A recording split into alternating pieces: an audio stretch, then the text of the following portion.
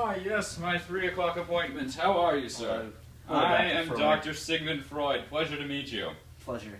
Now, before we begin, I'm going to need for you to promise to tell me just the absolute truth. Can you do that? I can. I trust you. Now, can you just get down on the couch and let's just talk. Are you comfortable? Sounds good. I am comfortable. That's good to hear. So, why are we here? Well, I've been having problems with claustrophobia, and it's recently been interfering with my daily life.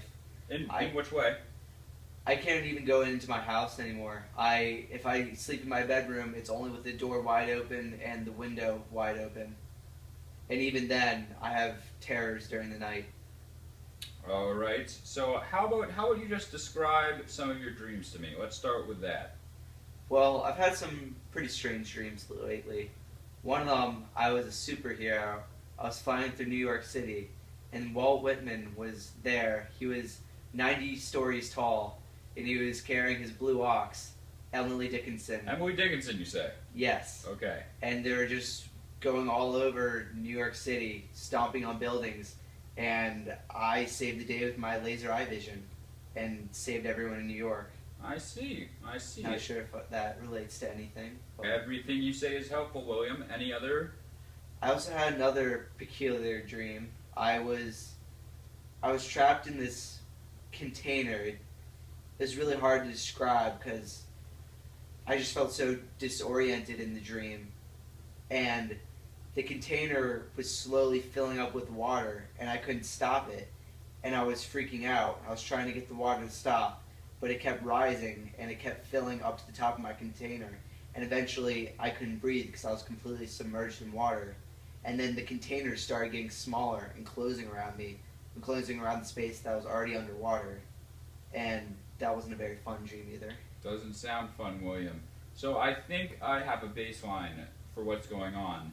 So right now what I want to do is some free association, where Okay. I will say some words, and you will just say whatever comes to mind. Okay. Now never forget that you have promised to be absolutely honest, and never course. leave anything out, because for some reason or another it's unpleasant to think about. We're here to get rid of those unpleasant thoughts, Will. Okay. So the first word is bull, Tree.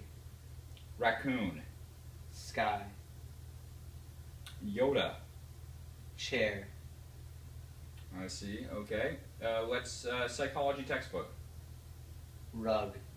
Philip G. Zimbardo. Table. Hamburger. Fork. Knife. Steak. Spoon. Soup. Enclosed spaces. Parents. Interesting. Parents. Let's take that. Can you give me some childhood experiences? Well, I don't really think I had a different childhood. I grew up in a very rural area, so I don't really think I didn't have too many friends, but from what I knew of them, my experience didn't differ too much from what they knew. And what that experience entail? Well, I'd come home from school. I usually have good days at school. I was pretty good with my work. Okay. And, I mean, like any bad child, I was put in the behavior shed if I did anything wrong. And the behavior shed, you say? You didn't have one? Shed. So, about how big was it? It was probably around 3 feet wide by 4 feet wide, so it wasn't the best place for sleeping ever. Uh-huh.